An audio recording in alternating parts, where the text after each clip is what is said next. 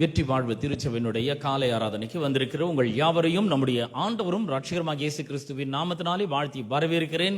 இணையதளத்தின் மூலமாக பார்த்து கொண்டிருக்கிற உங்களையும் கூட ஆண்டவராக இயேசுவின் நாமத்தினாலே வாழ்த்தி வரவேற்கிறேன். இந்த ஆராதனைக்கு ஆரம்பமாக நம் கண்களை மூடி கர்த்தரை நோக்கி பார்ப்போம். எங்கள் அன்பின் பிதாவே, உம்முடைய குமாரனாகிய இயேசு கிறிஸ்துவின் நாமத்திலே உம்மண்டே நாங்கள் வருகிறோம். அற்புதமான மன மகிழ்ச்சியின் ஓய்வு நாள் காலை வேளைக்காய் மக்கள் நன்றி செலுத்துகிறோம். எங்கே 2-3 பேர் உம்முடைய நாமத்தினாலே கூடி வருகிறார்களோ அங்கே அவர்கள் மத்தியிலே நான் வாசமாய் இருக்கிறேன் என்று சொன்ன தேவன், உம்முடைய வார்த்தையின்படியே நீர் எங்கள் மத்தியிலே வாசமாய் இருக்கிறதற்காக மக்கள் நன்றி செலுத்துகிறோம். உம்முடைய கிருபைக்காக மக்கள் நன்றி, உம்முடைய இரக்கத்துக்காக மக்கள் நன்றி, உம்முடைய தயவுக்காக மக்கள் நன்றி செலுத்துகிறோம். ஆண்டவரே, தேவ கிருபைக்காக, மனுஷர் தயவுக்காக மக்கள் நன்றி செலுத்துகிறோம். ஆண்டவரே, இந்த ஆராதனையுமே உம்முடைய பரிசுத்த கரத்திலே நாங்கள் ஒப்பு கொடுக்கிறோம். ஆண்டவரே, இந்த ஆராதனையிலே நடக்கிற எல்லாவற்றின் மூலமாகவும் கர்த்தருடைய நாமம் மகிமை படட்டும் என்று நாங்கள் ஜெபிக்கிறோம். எங்களுக்குள்ளா இருக்கிற பரிசுத்த ஆவியானவர் தேவனுடைய மகிமை எங்கள் மூலமாக மக்களுக்கு ஊழியம் செய்யும்படியாய் ஜெபிக்கிறேன். தேவ பிரசன்னத்தை நீர் ஊழியம் செய்யும்படியாய் ஜெபிக்கிறேன். ஆண்டவரே, அப்பா உமக்கு நன்றி செலுத்துறேன். எல்லாவற்றையும் ஆவியானவருடைய ஆளுகைக்குள்ளாக ஒப்பு கொடுக்கிறோம். இந்த ஆராதனைக்கு எதிராக வருகிற எல்லா பொல்லாத சத்துருவின் வல்லமை இயேசுவின் நாமத்தினாலே முறியடிக்கிறோம். ஆண்டவரே, கர்த்தர் நீர் பொறுப்பெடுத்துக் கொள்ளும்படியா ஜெபிக்கிறேன். ஆண்டவரே, விடுதலின் ஆவியானவர், ரட்சிப்பின் ஆவியானவர், சுகத்தின் ஆவியானவர், ஞானத்தின் ஆவியானவர், ஆண்டவரே அறிவின் ஆவியானவர், சாமர்த்தியத்தின் ஆவியானவர் எங்களுக்குள்ள இருந்து வெளிப்படட்டும் என்று நாங்கள் ஜெபிக்கிறோம். ஆண்டவரே, தொடர்ந்து இங்கு நடக்கிற எல்லாவற்றின் மூலமாக நீர் மகிமைப்படுவீராக. ஜனங்களை உம்முடைய பிரசன்னத்தினாலும் வல்லமையினாலும் உம்முடைய ஜீவனாலும் நிரப்பி அனுப்பும்படியாக நாங்கள் ஜெபிக்கிறோம். தொடர்ந்து எங்களை ஆசீர்வதியும். இயேசுவின் நாமத்தில் ஜெபிக்கிறோம் பிதாவே, ஆமென்.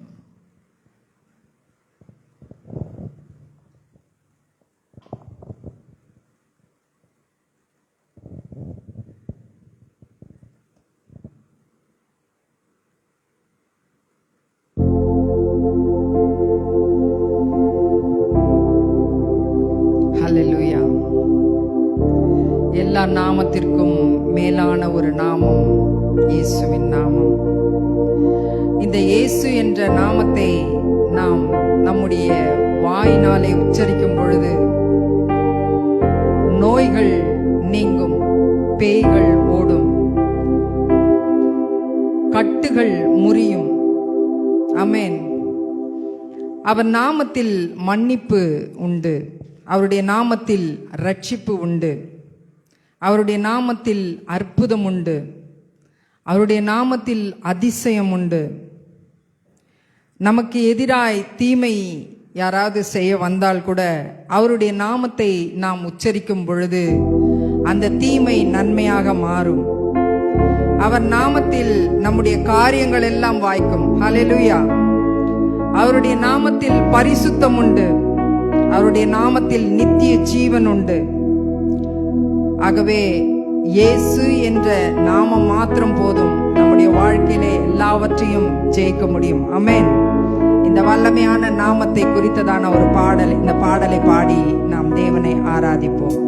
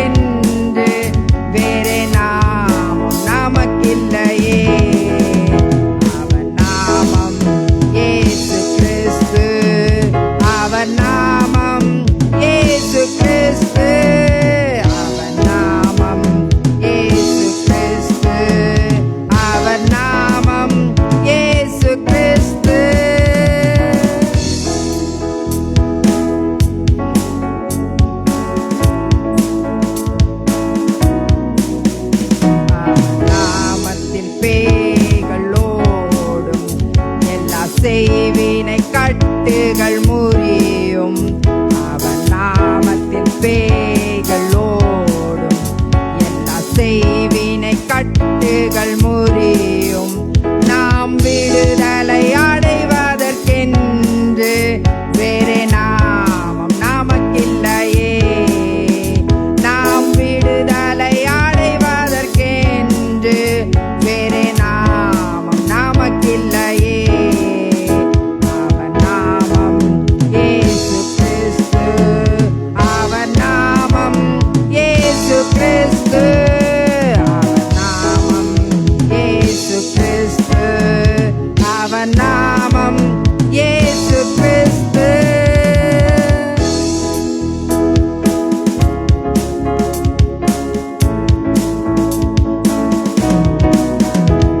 அவர் நாமத்தில் அற்புதம் நடக்கும், தீமையானாலும் நன்மையாய் மாறும்.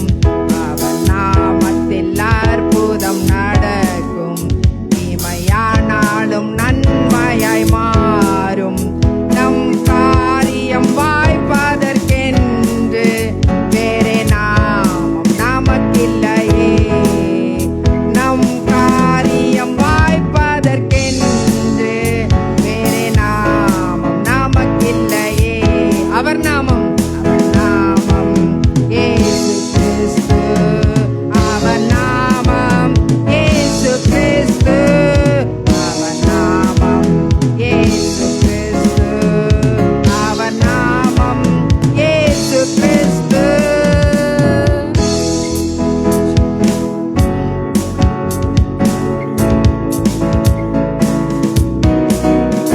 அவர் நாமத்தில் பரிசுத்தம் உண்டு, நமக்கு நித்திய ஜீவனும் உண்டு.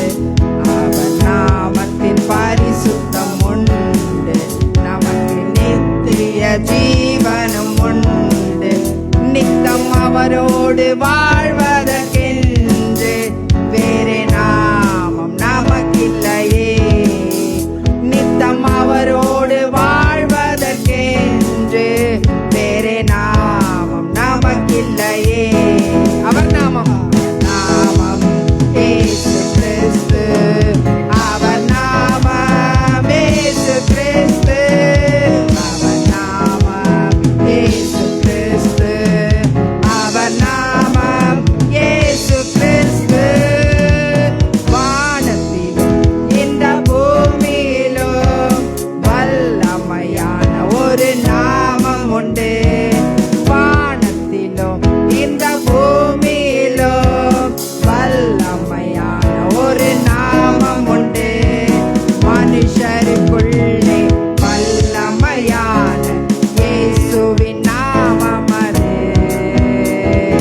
மனுஷருக்குள்ளே வல்லமையான இயேசுவின் நாமம் அது. இயேசு நாமம் எனக்கு போதும், இயேசு நாமம் எனக்கு போதும், இயேசு நாமம் எனக்கு போதும், இயேசு நாமம் எனக்கு போதும், இயேசு நாமம் எனக்கு போதும், இயேசு நாமம் எனக்கு போதும், இயேசு நாமம் எனக்கு போதும், இயேசு நாமம் எனக்கு போதும். ஹalleluya. இயேசு நாமம், இயேசு நாமம் மாத்திரம் நம்மளுக்கு போதும். ஆமென். ஹalleluya.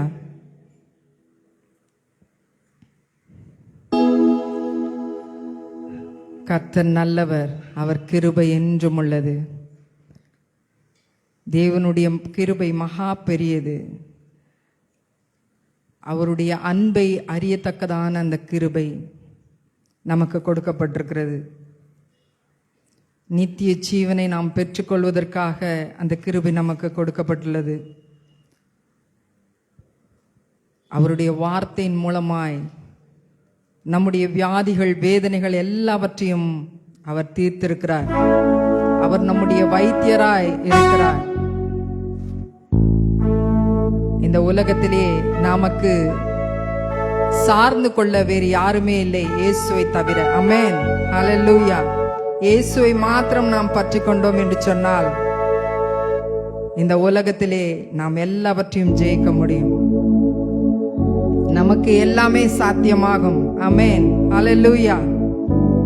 இன்னொரு பாடலை பாடி நாம் தேவனை மகிமைப்படுத்துவோம். கிருபை இதே, தேவ கிருபை இதே.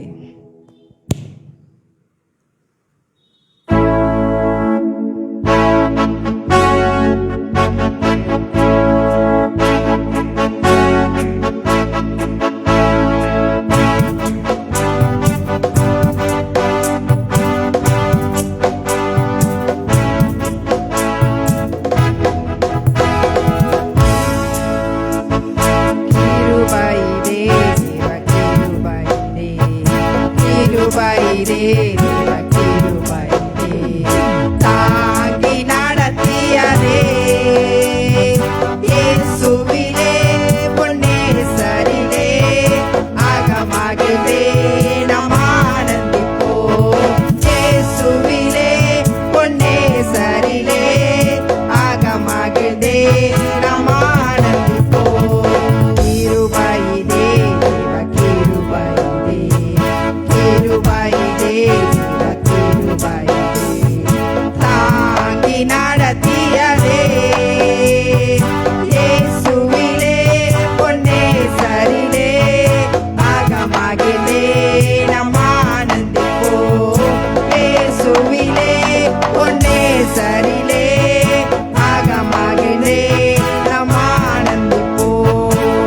அருயிரன்பராயே உடனே ஜீவிய பாதையிலே இயேசு பரன்.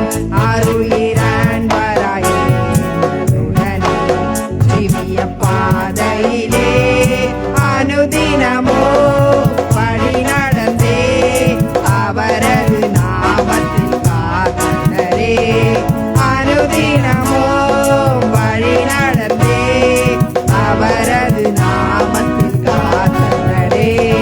கிருபையிலே கிருபையிலே, கிருபையிலே கிருபையிலே தாங்கி நடத்தியதே இயேசுவிலே பொன்னேசரிலே அகமகிழ்ந்தே நாம் ஆனந்திப்போம்.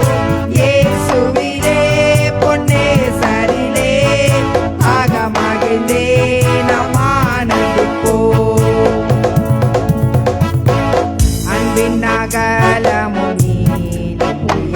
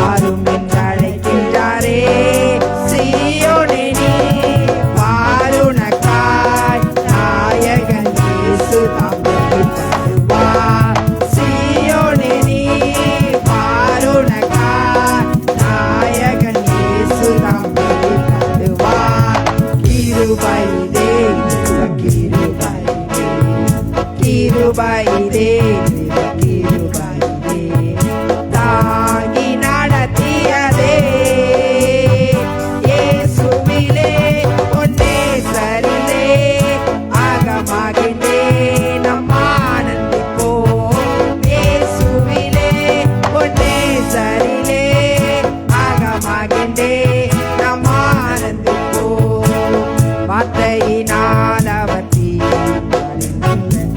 வியாதியும் வேதனையோ வைத்தியரால் வார்த்தையினால் அவர்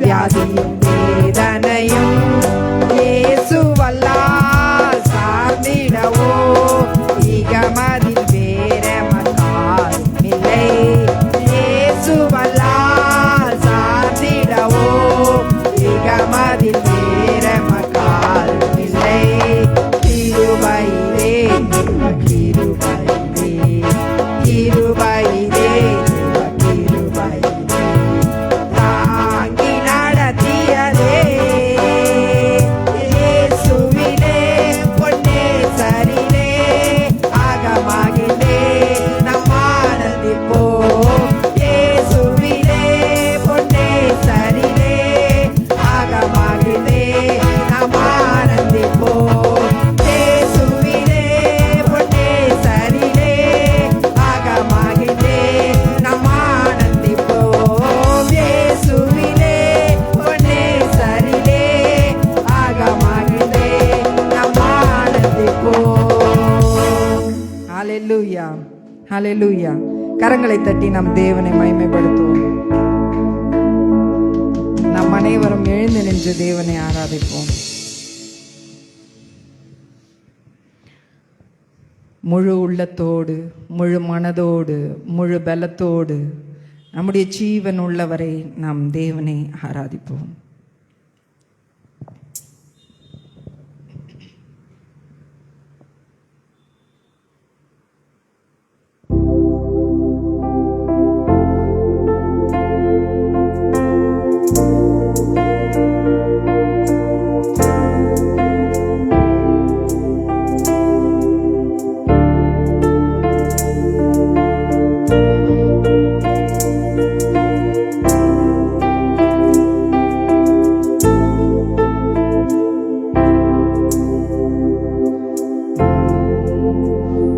உம்மை ஆராதிப்பேன், உம்மை ஆராதிப்பேன், உம்மை ஆராதிப்பேன் இயேசுவே. முழு உள்ளத்தோடு ஆராதிப்பேன், முழு மனதோடு ஆராதிப்பேன், முழு பலத்தோடு ஆராதிப்பேன், ஜீவன் உள்ளவரை ஆராதிப்பேன், ஆராதிப்பேன், உம்மை ஆராதிப்பேன், ஆராதிப்பேன், என்றும் ஆராதிப்பேன், ஆராதிப்பேன், உம்மை ஆராதிப்பேன், ஆராதிப்பேன், என்றும் ஆராதிப்பேன், உம்மை ஆராதிப்பேன், உம்மை ஆராதிப்பேன், உம்மை ஆராதிப்பேன் இயேசுவே.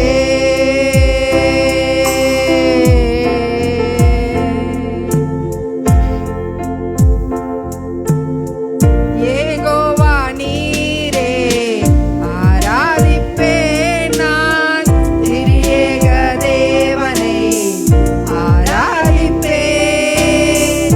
யெகோவா நீரே ஆராதிப்பேன் நான், திரியேக தேவனை ஆராதிப்பேன்.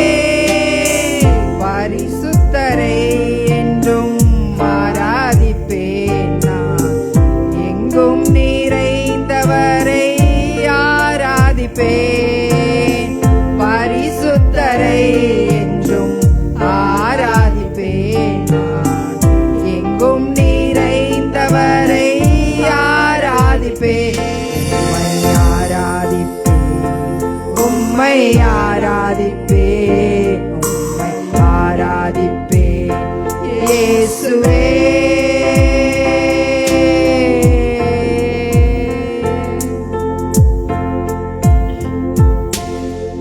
அபிஷேக நாயகரே ஆராதிப்பேன் நான், அதிசயம் செய்பவரை ஆராதிப்பேன். அபிஷேக நாயகரே ஆராதிப்பேன் நான், அதிசயம் செய்பவரை ஆராதிப்பேன். என் பாவம் சுமந்தவரை ஆராதிப்பேன் நான், ரட்சிப்பு தந்தவரை ஆராதிப்பேன். என் பாவம் சுமந்தவரை ஆராதிப்பேன் நான், ரட்சிப்பு தந்தவரை ஆராதிப்பேன். உம்மை ஆராதிப்பேன், உம்மை ஆராதிப்பேன், உம்மை ஆராதிப்பேன் இயேசுவே.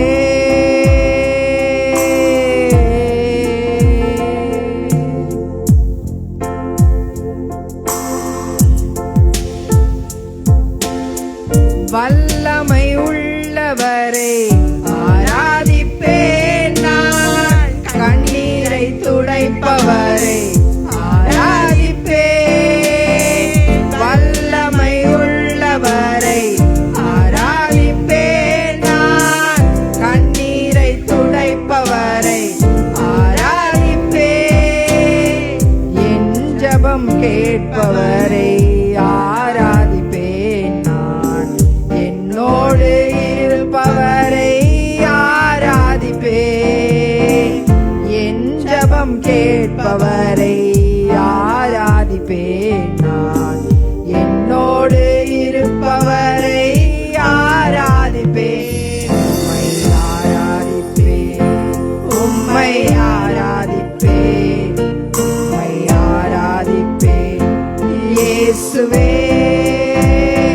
முழு உள்ளத்தோடு ஆராதிப்பேன், முழு மனதோடு ஆராதிப்பேன், முழு பலத்தோடு ஆராதிப்பேன். ஜீவன் உள்ளவரை ஆராதிப்பேன்,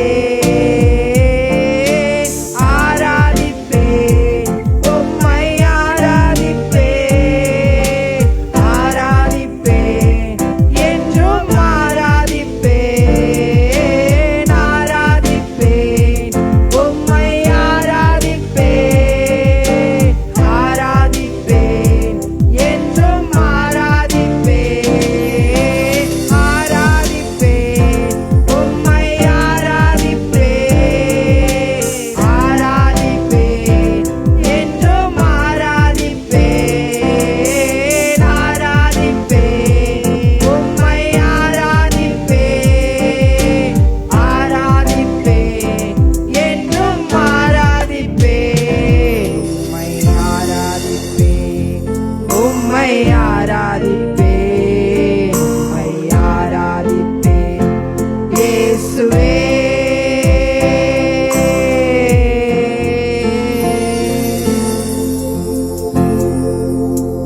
ஹல்லேலூயா, ஹல்லேலூயா, ஹல்லேலூயா.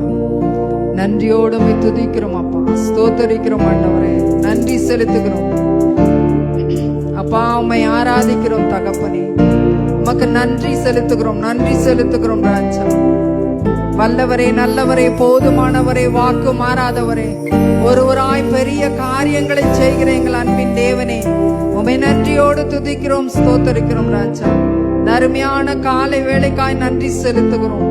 இந்த ஆராதனை வேளையிலே தேவரீர் எங்களோடு கூட இடைப்பட்டபடியால் உம்மை நன்றியோடு துதிக்கிறோம், ஸ்தோத்தரிக்கிறோம் ஆண்டவரே. அப்பா உமக்கு நன்றி, நன்றி, நன்றி, நன்றி, நன்றி, நன்றி தகப்பனே. உம்முடைய கிருபையை அளவில்லாமல் நீர் எங்கள் மீது பொழிந்திருக்கிறபடியால் உம்மை நன்றியோடு துதிக்கிறோம். அப்பா உம்முடைய வார்த்தையின் மூலமாய் நீர் எங்களை குணப்படுத்தினபடியால் நன்றி செலுத்துகிறோம் ஆண்டவரே. அப்பா உமக்கு ஸ்தோத்திரம், உமக்கு ஸ்தோத்திரம், உமக்கு ஸ்தோத்திரம் ஆண்டவரே. உம்முடைய நாமம் எல்லா நாமத்திற்கும் மேலான நாமமாயிருக்கிறபடியாலும் நன்றியோடு துதிக்கிறோம் அப்பா. அப்பா இயேசு என்ற நாமத்தை நாங்கள் சொல்லும் பொழுது அப்பா பேய்கள் ஓடுகிறது ஆண்டவரே, நோய்கள் நீங்குகிறது. அதற்காய் நன்றி செலுத்துகிறோம் தகப்பனே. அப்பா உமக்கு ஸ்தோத்திரம். எல்லா கட்டுகளும் எல்லா செய்வினை கட்டுகளும் முறிந்து போகிறதற்காய் நன்றி செலுத்துகிறோம் தகப்பனே. நன்றியோடு உம்மை துதிக்கிறோம், ஸ்தோத்தரிக்கிறோம் ராஜா. வானத்திலும் பூமியிலும் மேலான நாமம் நாமம் ஆண்டவரே இயேசு என்ற இந்த நாமத்திற்கு ஆண்டவரே எல்லா நாமங்களும் ஆண்டவரே முழங்கால் படியிடும்படியாய் நாங்கள் செபிக்கிறோம் தகப்பனே. அப்பா உமக்கு ஸ்தோத்திரம், உமக்கு ஸ்தோத்திரம், உமக்கு ஸ்தோத்திரம் ஆண்டவரே. நன்றி செலுத்துகிறோம், நன்றி செலுத்துகிறோம், நன்றி செலுத்துகிறோம். எங்கள் கண்ணீரை துடைப்பவரே, எங்கள் கண்ணீரை காண்கிற தேவனே, நன்றியோடு துதிக்கிறோம் ராஜா, ஸ்தோத்தரிக்கிறோம் ஆண்டவரே. அப்பா நாங்கள் படுகிறதான வேதனைகளையும் ஆண்டவரே கஷ்டங்களையும் நீர் மாத்திரம் அறிவீர் ஆண்டவரே. அப்பா அந்த வேதனைகளை நீர் ஆண்டவரை ஏற்கனவே சிலுவையிலே சுமந்து தீர்த்து விட்டீர். அந்த வியாதிகளை எல்லாம் நீர் சிலுவையிலே சுமந்து தீர்த்து விட்டீர். எங்களுடைய கண்ணீரை கஷ்டங்கள் கவலைகள் எல்லாவற்றையும் என் இயேசு சிலுவையிலே சுமந்து தீர்த்து விட்டீர். அதற்காக நன்றி செலுத்துகிறோம். இனி நாங்கள் அவைகளை சுமக்க வேண்டிய அவசியம் இல்லை தகப்பனே. அப்பா நீர் எங்களுக்காக ஏற்படுத்தி வைத்திருக்கிற எல்லா ஆசீர்வாதங்களையும் நாங்கள் பெற்றுக்கொண்ட மக்களாய் வாழ நீர் எங்களுக்கு உதவி செய்யும்படியா நாங்கள் ஜெபிக்கிறோம் தகப்பனே. எங்களுடைய விசுவாசத்தை நீர் ஆண்டவரை வர்த்திக்க பண்ணும்படியாய் நாங்கள் ஜெபிக்கிறோம் அப்பா. உம்மை நன்றியோடு துதிக்கிறோம், ஸ்தோத்தரிக்கிறோம் ராஜா. இந்த காலை வேளையிலே வந்திருக்கிற ஒவ்வொருவரையும் நீர் ஆசீர்வதிப்பீராக கர்த்தாவே. வர தடைப்பட்ட மக்களை தடைகளை நீக்கி ஆண்டவரே துரிதமாய் ஆலயத்திற்கு கொண்டு வந்து சேர்க்கும்படியாய் நாங்கள் ஜெபிக்கிறோம். வார்த்தையை பேசுகிறதான வேளையிலே கர்த்தாவே வார்த்தையை பேசுகிற தாசனை மறைத்து ஆவியானவர் வெளிப்படும்படியாய் நாங்கள் ஜெபிக்கிற தகப்பனே. வாயிலிருந்து புறப்படுகிற ஒவ்வொரு வார்த்தைகளும் வல்லமையுள்ள வார்த்தைகளாய் ஆண்டவரே வந்திருக்கிற ஒவ்வொருவருக்கும் அது பிரயோஜனமுள்ள வார்த்தைகளாய் காணப்படட்டும் கர்த்தாவே. நன்றியோடு துதிக்கிறோம். மீதியான வேளையுடைய கிருபை நிறைந்த கருத்துக்களாய் ஒப்பு கொடுக்கிறோம். துதி கன மகிமை மேன்மை ஆவற்றையும் ஒருவருக்கே செலுத்துகிறோம். இயேசுவின் மூலம் ஜெபிக்கிறோம் நல்ல பிதாவே, ஆமென்.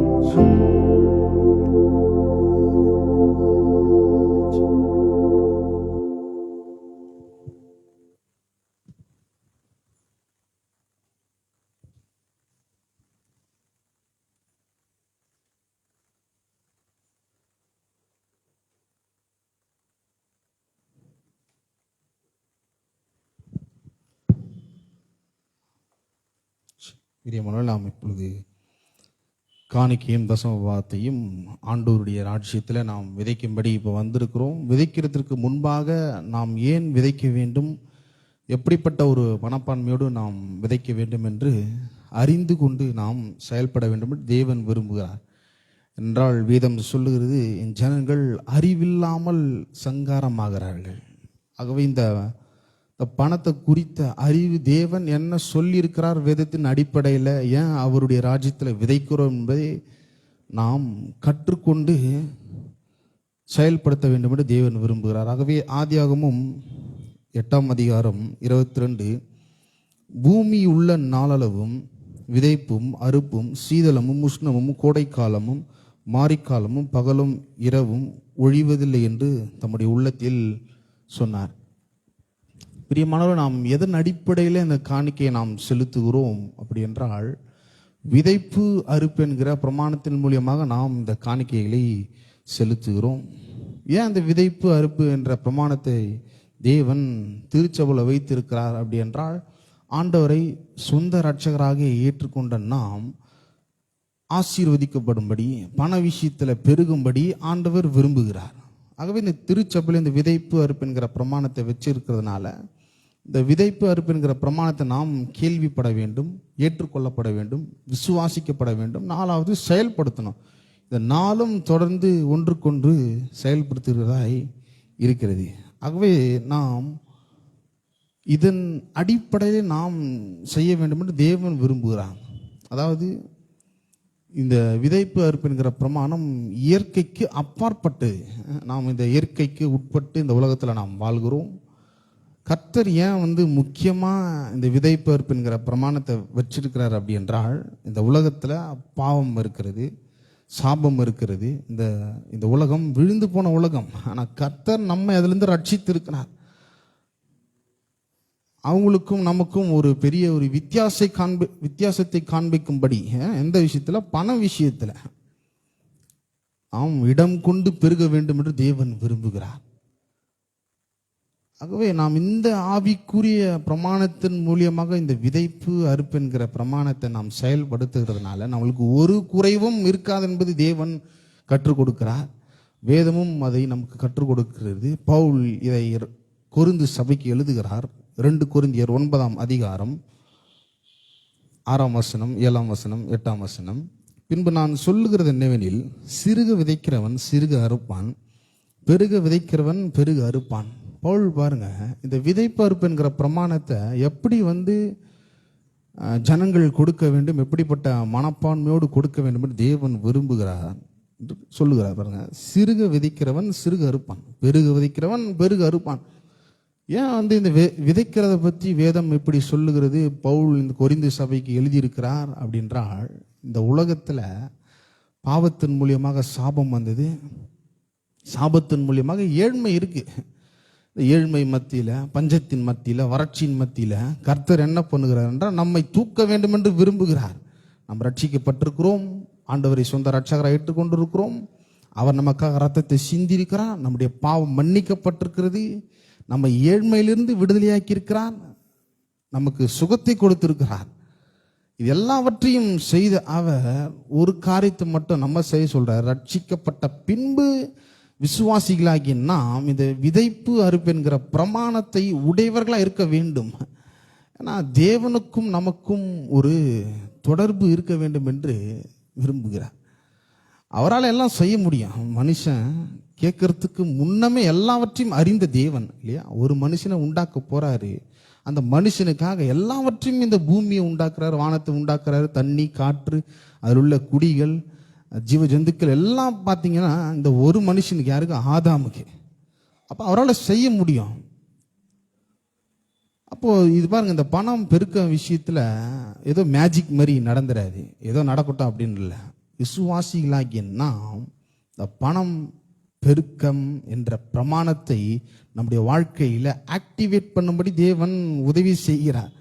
அதாவது விதைப்பு அறுப்பு, விதைப்பு நம்முடைய பட்சத்திலிருந்து வர வேண்டும், அறுப்பு தேவனுடைய பட்சத்திலிருந்து வர வேண்டும். அதை அவர் ரொம்ப விரும்புகிறாரு, விதைப்பு அறுப்பு. ஏன்னா மனுஷனுக்கும் தேவனுக்கும் ஒரு நல்ல ஒரு உறவு இருக்க வேண்டும். அவர் ஆசீர்வதிக்கிறவர். எல்லாம் இந்த உலகத்தில் வேலைக்கு போகிறாங்க, நல்லா சம்பாதிக்கிறாங்க, ஆனால் இன்னுமே ஏழ்மையில் இருக்கிறாங்க, பண கஷ்டத்தில் இருக்கிறாங்க. சர்ச்சுக்கு போகிறாங்க, நல்ல விசுவாசிங்க, நல்ல ஆவிக்குரிய சபையில் இருந்தாலுமே ரொம்ப கஷ்டப்படுறாங்க. ஏன்னா இந்த விதைப்பு அறுப்பு என்கிற பிரமாணத்தை அவர்கள் ஏற்றுக்கொள்ளவில்லை. மனித அறிவின் மூலியமாக சில காரியத்தை செய்ய வேண்டும் என்று விரும்புகிறார்கள். அதான் கர்த்தர் சொல்லுகிறார், உன் நினைவு போல என் நினைவு இல்லை. நீ கேட்கறதுக்கு முன்னவே என்னால் கொடுக்க முடியும். ஆகவேதான் மத்தேயுவில் சொல்லப்படுகிறது, எண்ணத்தை உண்போம் உடுப்போம் என்று கவலைப்படாதீர்கள். அஞ்ஞானிகள் தேடுகிறார்களா? இந்த உலகத்தார்கள் அதை தேடுகிறார்கள். ஏன்னா இந்த உலகத்தில் பாவம் இருக்கு, சாபம் இருக்கு, ஏழ்மை இருக்கு, அதனால் அவர்கள் தேடுகிறார்கள். நாம் இதற்கு பின்னாடி ஓடக்கூடாது. தேவன் விரும்புகிறார், அவரை மட்டும் நோக்கி பார்க்க வேண்டும். அவர் யார் என்பதை இதெல்லாம் அறிய வேண்டும்.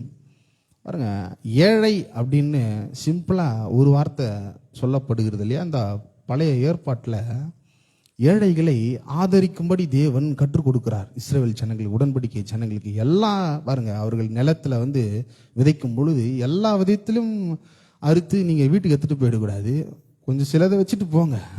ஏழ்மையானவர்கள், எளிமையானவர்கள் இருப்பார்கள், அவங்க அதை சாப்பிட்டு அதனால் போஷிக்கப்படட்டும் அப்படின்னு தேவன் விரும்ப. பாருங்க, கொடுக்குற அந்த மனப்பான்மையை அவர் தான் கற்றுக் கொடுக்குறாரு. ஏன்னா இவர் கொடுக்கறதுல சிறந்தவர். அதனால மனுஷனுக்கும் அது அதாவது கற்றுக் கொடுக்க விரும்புகிறார். ஏன் கற்றுக் கொடுக்க விரும்புகிறார் என்றால், இந்த உலகம் பாவத்தினால தற்பெருமை கொண்டு சுயநலம் கொண்டு இருக்கிறதுனால எல்லாமே அவனே செய்யணும்னு விரும்புகிறான். அப்படி செஞ்சால் நிச்சயமா அடுத்த ஸ்டெப்பே தோல்வி. இந்த தோல்வி வர்றதுனால கவலை வரும், கவலை வர்றதுனால பயம் வரும், பயம் வர்றதுனால ஓடி ஒளியணும், ஓடி ஒளியறதுனால கடைசி என்ன பண்ணணும்னா மரித்து போயிடலான்ற எண்ணம் வரும். பாருங்க, இப்படி இருக்கக்கூடாதுன்னு தான் தேவன் விரும்புகிறார். ஆகவே இந்த ஏழை என்ற ஒரு சொல் இருக்கு பார்த்தீங்களா, அது எபிரேய பாஷையில் ஒரு 5-6 அர்த்தங்களை கொடுக்கிறது. நம்ம நினைக்கிறோம் ஏழைன்னா ஏதோ அப்படின்னு, ஆனால் என்னென்ன வார்த்தைகளை அது உபயோகப்படுகிறது என்றே நான் உங்களுக்கு ஒரு சில வார்த்தைகளை சொல்கிறேன். அது ஏழ்மை இருக்கு இல்லையா, அது எபிரேய மொழியில் ஒரு வார்த்தை அனி அப்படின்னு இருக்கு. அந்த அனி அப்படின்னா என்னென்ன அர்த்தத்தை கொடுக்கிறது என்றால், பலவீனமானவன், அடிமை, அற்பமானவன், தாழ்மையானவன், துன்பப்படுகிறவன், பரிதபிக்கக்கூடியவன், துர்திருஷ்டவதமானவன், மதிப்பற்றவன். பாருங்க, நம்ம நினைக்கிறோம் ஏழைனா பணம் இல்லை அவ்வளோதான் அப்படின்னு, ஆனால் எவ்வளோ அர்த்தத்தை சொல்லுகிறது பாருங்க அனி என்ற இந்த எபிரேய இந்த மொழி. இன்னொன்று இருக்கு மிஸ்கென் அப்படின்னு ஒரு எபிரேய மொழியில் இருக்கு, பிறரை சார்ந்து வாழ்பவன். எப்படி இருக்கு பார்த்தீங்களா, இந்த இந்த வார்த்தை எப்படி இருக்கு, பிறரை சார்ந்து வாழ்றவன், அப்புறம் ஒடுக்கப்பட்டவன். வார்த்தைகளெல்லாம் கொஞ்சம் கவனித்து பாருங்க. இதுல இருந்தெல்லாம் தேவன் நம்மை மீட்டெடுத்திருக்கிறார். நான் சொல்றேன் இல்லையா, பாவம், சாபம், சாபத்தினுடைய விளைவுகள் தான் இது. அடுத்த ஒரு அர்த்தம் சொல்லுறது எபியோன் என்ற வார்த்தையை சொல்லுறது கொஞ்சம் கேட்கறதுக்கு அக்வர்டாக தான் இருக்கு, பிச்சைக்காரன். நம்ம நினைக்கிறோம் ஏழைன்னா ஒன்றுமே இல்லாத அப்படின்னு நினைக்கிறோம், ஆனால் எவ்வளோ வார்த்தைகளை சொல்லுது பாருங்க. இந்த எபியோன் என்ற எபிரேய சொல் என்ன சொல்லுதுன்னா பிச்சைக்காரன் அப்படின்னு சொல்லுது. இன்னொரு வார்த்தை சொல்லுது ராஸ் என்ற எபிரேய வார்த்தை சொல்லுவது கைவிடப்பட்டவன், சமுதாயத்திற்கு தேவையற்றவன். பாருங்க, இதெல்லாம் இந்த வார்த்தை இந்த சூழ்நிலை எல்லாமே சாபத்தின் மூலியமாக வந்தது. வேதம் சொல்லுகிறது, மரத்தில் தூக்கப்பட்ட எவனும் சபிக்கப்பட்டவன் என்று எழுதியிருக்கிறபடி கிறிஸ்து நமக்காக சாபமாகி பிரமாணத்தின் சாபத்திற்கு நம்மை நீங்களாக்கி மீட்டு கொண்டார். இதில் சொல்லப்பட்ட எல்லா வார்த்தைகளிலும் தேவன் நம்மை மீட்டெடுத்திருக்கிறாரு. நம்ம நினைக்கிறோம் பணம் இல்லைனா ஏழை அப்படின்னு. நிறைய கிறிஸ்தவர்கள் இந்த வார்த்தை சொல்லி கேட்டிருக்கிறேன், கஞ்ச பிஸ்னாரி, அவன் கஞ்சத்தனம் இப்படியும் வாயை திறந்து சொல்லுவாங்க. ஆனால் அப்படி இருக்கக்கூடாது, தேவன் விரும்புகிறார். இதுல இருந்து எல்லா விதத்திலையும் மீட்டெடுத்திருக்கிறார். நம்ம நினைக்கிறோம் பணம் பெருக மாட்டேங்குது, நான் சர்ச்சுக்கு போகிறேன், ஜோம் பண்ணுறேன், எல்லாம் பண்ணுறேன், எல்லாம் நல்லது தான். ஆனால் கர்த்தர் பணம் பெருக்க விஷயத்தில் என்ன சொல்ல வருகிறார் என்பதை நிறைய கிறிஸ்தவர்கள், நிறைய ஆவிக்குரிய போதகர்கள் அதை செய்யறதில்லை. அதனால தான் அந்த பண விஷயத்தில் மாபெரும் வீழ்ச்சி. இப்படிப்பட்ட சொல்லப்பட்ட வார்த்தை இல்லையா, சமுதாயத்திற்கு கைவிடப்பட்டவன், ஒடுக்கப்பட்டவன், பிச்சைக்காரன், பலவீனமானவன், அடிமை, இது எல்லாமே இந்த வார்த்தை எல்லாம் இந்த பண விஷயத்தில் அடங்கி இருக்கிறது. இதில் எல்லா விதத்திலும் தேவன் நம்மை மீட்டெடுக்க வேண்டும் என்று விரும்புகிறார். அதுக்காகவே கலாத்தியருக்கு எழுதின நிருபத்தில் பவுல் இப்படி சொல்லுகிறார். மனுஷன் 6ஆம் அதிகாரம் 7ஆம் வசனம் 2ஆம் பகுதியில் நான் வாசிக்கிறேன். மனுஷன் எதை விதைக்கிறானோ அதையே அறுப்பான். அப்ப தேவன் ஒரு காரியத்தை சொல்ல வராரு பாருங்க. விதைப்பு அறுப்பு என்கிற பிரமாணத்தை நாம் இந்த பண விஷயத்துல பெருக வேண்டும் என்று தேவன் விரும்புகிறார். இங்க பவுல் கலாத்தியர்கள் நிருபத்தில் சொல்லுகிறார், மனுஷன் எதை விதைக்கிறானோ அதையே அறுப்பான். இந்த அறுப்பு தேவன் கொடுக்கிறது, நாம் விதைக்க வேண்டும், தேவன் விரும்புகிறார். அவர் ஒரு காரியத்தை செய்ய சொல்றாரு பாருங்க, ஒத்துழைக்க வேண்டும் என்று தேவன் விரும்புகிறார். நம்ம ஒத்துழைக்க மாட்டேன்றோம் பாருங்க. நிறைய கிறிஸ்தவர்கள் ஒத்துழைக்க மாட்டேன்றாங்க, அந்த கொடுக்கறதுக்கு மனப்பான்மையே வர்றதில்லை பாருங்க. கொடுக்கும் பொழுது அப்போ கொடுக்கும் பொழுதுதான் சில எண்ணங்கள் வரும், இந்த தேவைகள் இருக்கு, நம்ம இதை பண்ணணும், இதை நாளைக்கு இப்போ போட்டேன் எப்படி பணம் வரும். இப்படிப்பட்ட எண்ணங்களை யார் கொடுக்கிறது என்றால் பிசாசு கொடுக்குறான். தேவன் இப்படிப்பட்ட எண்ணங்களிலிருந்து நம்மை விடுதலையாக்க வேண்டும் என்று விரும்புகிறார். ஆகவே உங்களை கொடுக்க சொல்றேன். நீங்க சரீர பிரகாரமாக கொடுக்கும் பொழுது இல்லை இப்படிப்பட்ட எண்ணத்தினால இல்லை, நான் கொடுக்கும் பொழுது இப்போது இருக்கிறதை காட்டிலும் 1000 மடங்கு அதிகமாகும்படி அவர் விரும்புறதுனால நான் கொடுக்குறேன். நிச்சயமா கொடுக்கறதுனால எனக்கு ஏமாற்றம் இல்லை, ஏழ்மை இல்லை, அடிமை இல்லை, பலவீனன் இல்லை, கைவிடப்பட்டவன் இல்லை, பிச்சைக்காரன் இல்லை. இதுல இருந்தெல்லாம் தேவன் என்னை விடுதலை ஆக்கி இருக்கிறார். ஆகவே ஆசீர்வதிக்கப்பட்ட என்ற உணர்வு நமக்கு வர வேண்டும். கல்வாரி சிலுவையின் மூலியமாக ஏராளமான ஆசீர்வாதங்கள் அவர் வைத்திருக்கிறார். இந்த விசுவாசத்தின் கரங்களில் நாம் அதை எடுக்க வேண்டும் என்று தேவன் விரும்புகிறார். ஆகவே இந்த மனுஷன் எதை விதைக்கிறானோ அதை அறுப்பான் என்று சொல்லப்படுகிறது இல்லையா. பேதுருனுடைய வாழ்க்கையில ஒரு சம்பவம் நடக்குது. லூக்கா எழுதின சுவிசேஷம் 5ஆம் அதிகாரம் முதல் 5-6 வசனங்கள் சொல்லப்படும். பேதுரு என்ன பண்ணுறாருன்னா, ராம் முழுவதும் பிரயாசப்பட்டு ஒன்றுமே அகப்படலை. பேதுரு ஏதோ இன்னைக்கு நேற்று மீன்பிடி தொழிலாளி இல்லை, அவங்க தலைமுறையாக மீன்பிடி தொழிலாளிகள். எங்கே என்ன வலை போட்டால் ஆழத்தில் போட்டால் மீன் மாட்டோம் அப்படின்னு அவர்களுக்கு நல்லா தெரியும். இந்த இடத்துல போட்டால் இந்த மீன் கிடைக்கும், இந்த இடத்துல போட்டால் இந்த மீன் கிடைக்கும். அதனால் அவர்கள் வருமானத்தை ஈட்டுவார்கள். பாருங்க, அவங்க இந்த அறிவினால் செய்யணும்னு விரும்புகிறாங்க. ஆனால் தேவன் என்ன பண்ணுகிறார் என்றால், பேதுருக்கிட்ட கேட்குறார், பேதுரு படகை கொடு அப்படின்றார். ஏன் படகை கேட்குறாருன்னா, அங்கே சுற்றி இருக்கிற ஜனங்களுக்கு அவர் போதகம் பண்ணுகிறார், பிரசங்கம் பண்ணுகிறார். பிரசங்கம் பண்ண முடித்த பின்பு பேதுருக்கிட்ட சொல்லுகிறார், கொஞ்சம் ஆழ்கடலில் படகை தள்ளு அப்படின்றார். நம்ம இந்த விதைப்பு அறுப்புன்றதை பற்றி பேசிகிட்டு இருக்கோம். பேதுரு எதை விதைக்கிறார் என்பதை நாம் பார்க்குறோம். பேதுரு எதை விதைக்கும் பொழுது அவர் எதை அறுக்கிறார் என்பதை நாம் பார்க்குறோம். ஏன்னா பவுல் சொல்லுகிறார், மனுஷன் எதை விதைக்கிறானோ அதையே அறுப்பான். பாருங்க, பேதுரு ஒரு மீன்பிடி படகு கொடுக்குறாரு, வலையை கொடுக்குறாரு. என்னன்னா ஆண்டவர்கிட்ட விதைப்பை கொடுக்குறார், ஆண்டவர்கிட்ட விதைக்கிறாரு, படகையும் வலையும் கொடுக்குறாரு. அவ சொல்கிறான், ஆண்டவரே நான் முழுதும் பிரயாசப்பட்டு ஒன்றும் அகப்படலை, இந்த ஞான அறிவுனால நான் செய்கிற ஒன்றுமே முடியல ஆண்டவரேன்றான். நான் சொல்கிறாரு, என் வார்த்தையின்படி நீ போடு அப்படின்றாரு.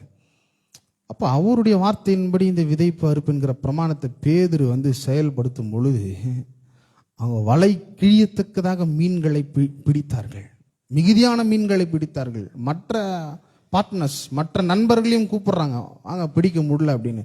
பேதுரு பாருங்க, படகு வலையை கொடுக்கும் பொழுது வலையை கிழியத்தக்கதாக, மற்ற படகு அமிழத்தக்கதாக மீனை கொடுக்குறாரு. பவுல் சொல்றாரு இல்லையா, மனுஷன் எதை விதைக்கிறானோ அதை அறுப்பான் என்று. இப்போ இப்போ பணத்தை விதைக்க போகிறோம், பணத்தை விதைக்கிறதுனால அதையே தான் நம்ம அறுப்போம். கர்த்தர் அதை ஏராளமாக ஆசீர்வதித்து பெருகி நம்மக்கிட்ட கொடுக்க விரும்புகிறார்.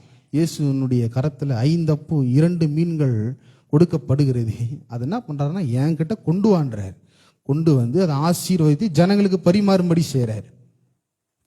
ஆகவே இந்த கொடுக்கறதுல நம்ம சோர்வடையவே கூடாது, தேவன் விரும்புகிறாரு. 9ஆம் வசனம் வாசிக்கிறேன், கலாத்தியர் 6:9. நன்மை செய்கிறதில் சோர்ந்து போகாமல் இருப்போமாக, நாம் தளர்ந்து போகாதிருந்தால் ஏற்ற காலத்தில் அறுப்போம். இந்த வசனத்தை ERV தமிழ் டிரான்ஸ்லேஷன் நான் வாசிக்கிறேன். இந்த வசனம் எப்படி சொல்லுது பாருங்க, நாம் நன்மை செய்வதில் சோர்வடையாமல் இருந்தால் சரியான நேரத்தில் அழிவில்லாத வாழ்வு என்னும் விளைச்சலை பெறுவோம். நம் செயல்களில் என்றும் பின் வாங்கக்கூடாது. பாருங்க, பின் வாங்கக்கூடாது, இந்த கொடுக்கிற விஷயத்தில் பின் வாங்கக்கூடாது. இப்போ கொடுக்கும் பொழுது என்னன்னா, சரியான நேரத்தில் அழிவில்லாத வாழ்வு என்னும் விளைச்சலை பெறுவோம். இந்த விதைப்பு அறுப்பு என்கிற பிரமாணத்தை தேவனுடைய அறிவினால நாம் செய்யும் பொழுது அழிவில்லாத பணம் நம்மக்கிட்ட வரும், அழிவில்லாத விளைச்சலை கர்த்தர் கொடுக்க வல்லவராக இருக்கிறார். நம்முடைய பாக்கெட் பணத்தினால நிரம்பி இருக்கும், பர்ஸ் பணத்தினால நிரம்பி இருக்கும், பேங்க் அக்கௌண்ட் பணத்தினால நிரம்பி இருக்கும். எல்லா விதத்திலும் அவர் நிரப்புகிறவராக இருக்கிறார். அவர் தரத்துக்கு ரெடியா இருக்கிறாரு. நாமும் அவருடைய ராஜ்யத்தில் விதைக்க வேண்டும் என்று அவர் விரும்புகிறார். மனுஷன் ஒரு காரியத்தை செய்யணும், தேவன் ஒரு காரியத்தை செய்யணும். அதுதான் தேவனுக்கும் நமக்கும் உள்ள ஒரு ஆகவே கரங்களில் காணிக்கை எடுத்துக்கொள்வோம், உற்சாகமாக நாம் கொடுப்போம், அறிக்கையிட்டு கொடுப்போம். கர்த்தர் பெரிய விளைச்சலை கொடுக்க வல்லவராக இருக்கிறார். சிரித்த முகத்தோடு நாம் கொடுப்போம், மகிழ்ச்சியாக கொடுப்போம், அழுது கொண்டு இல்லை. கர்த்தருடைய ராஜ்யத்தில் நாம் விதைக்கும் பொழுது அழிவில்லாத நன்மை நாம் பெறுவோம், சரியான நேரத்தில் பெறுவோம். ஆகவே கரங்களில் காணிக்கும் தசமம் எடுத்துக்கொள்வோம், அறிக்கையிட்டுக் கொள்வோம். பரலோக பிதாவே, குமாரனாக இயேசுவின் நாமத்தில் இடத்துல வருகிறேன். என்னிடத்தில் உள்ளதெல்லாம் நீர் கொடுத்தது. ஆகவே உம்மை கனம் பண்ணும்படி உம்முடைய ராஜ்யத்தில் விதைக்கிறேன். உம்முடைய ராஜ்யத்தில் விதைப்பதால் நான் என்னுடைய வாழ்வில் அழிவில்லாத நன்மையை, பணத்தை, பெருக்கத்தையும் ஆசீர்வாதத்தையும் பெறுகிறேன் என்பதை விசுவாசிக்கிறேன். ஆமென்.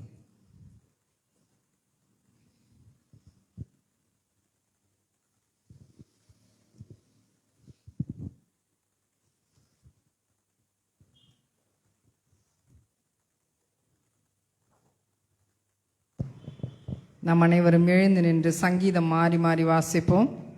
வாசிக்கும்படி தெரிந்து கொள்ளப்பட்ட சங்கீதம் 107. 107 1 முதல் 22 வரை. கர்த்தரை துதியுங்கள், அவர் நல்லவர், அவர் கிருபை என்றும் உள்ளது.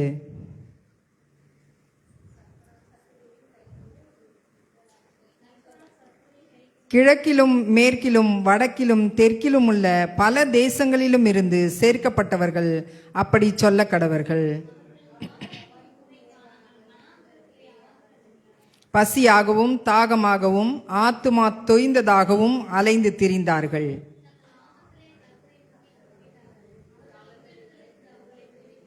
தாபரிக்கும் ஊருக்கு போய் சேர அவர்களை செவ்வையான வழியிலே நடத்தினார்.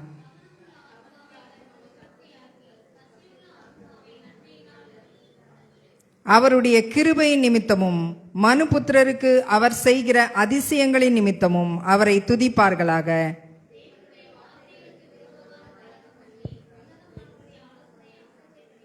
அந்தகாரத்திலும் மரண இருளிலும் வைக்கப்பட்டிருந்து ஒடுக்கத்திலும் இரும்பிலும் கட்டுண்டு கிடந்தார்கள்.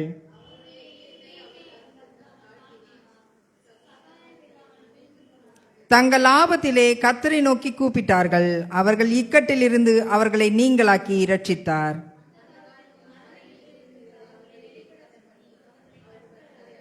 கர்த்தர் வெண்கல கதவுகளை உடைத்து இரும்பு தாழ்பால்களை முறித்தார் என்று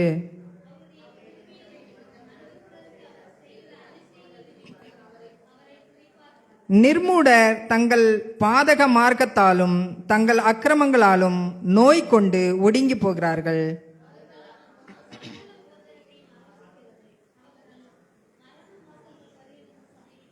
தங்கள் ஆபத்திலே கர்த்தரை நோக்கி கூப்பிடுகிறார்கள். அவர்கள் இக்கட்டுகளுக்கு அவர்களை நீங்களாக்கி இரட்சிக்கிறார்.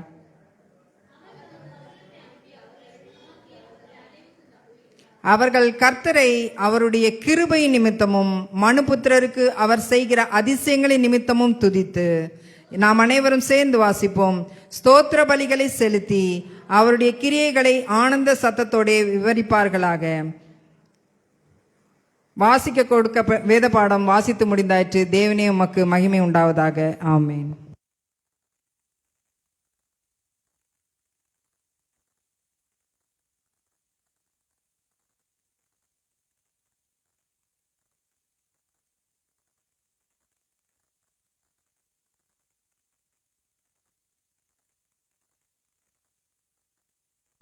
நம் அனைவரும் உட்காருவோம். சபையின் அறிவிப்புகள். ஒவ்வொரு வாரமும் ஞாயிற்றுக்கிழமை காலை ஆராதனை இந்த ஆலயத்தில் நடைபெறுகிறது. காலை 8:30 மணி முதல் 10:30 மணி வரை. ஒவ்வொரு வெள்ளிக்கிழமையும் மாலை பரிந்து பேசும் ஜெபம் 7 மணி முதல் 8 மணி வரை நடைபெறுகின்றது. ஒவ்வொரு மாதமும் 1ஆம் தேதி காலை 5:30 மணி முதல் 6:30 மணி வரை வாக்குதத்த ஆராதனை நம்முடைய ஆலயத்திலே நடைபெறுகிறது. அனைவரும் வந்து கலந்து கொள்ளும்படி அன்புடன் கேட்டுக்கொள்ளப்படுகிறார்கள். ஒவ்வொரு 2ஆம் சனிக்கிழமைகளிலும் சுவிசேஷ கூட்டம் நாம் வைத்திருந்தோம். ஆனால் இப்பொழுது அந்த கூட்டம் மாற்றப்பட்டு வாலிபர் கூட்டமாக மாற்றப்பட்டிருக்கிறது. இது முதல் முறையாக இந்த வாலிபர் கூட்டம் தொடங்கப்படுகிறது நம்முடைய சபையிலே. ஆகவே கரங்களை தட்டி நாம் வாலிபர்களை உற்சாகப்படுத்துவோம்.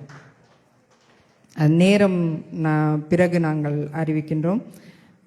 3ஆம் சனிக்கிழமை மகளிர் கூட்டம் நடைபெறும். 4வது சனிக்கிழமை துதி ஆராதனை மாலை 6:30 மணி முதல் 8 மணி வரை நடைபெறும்.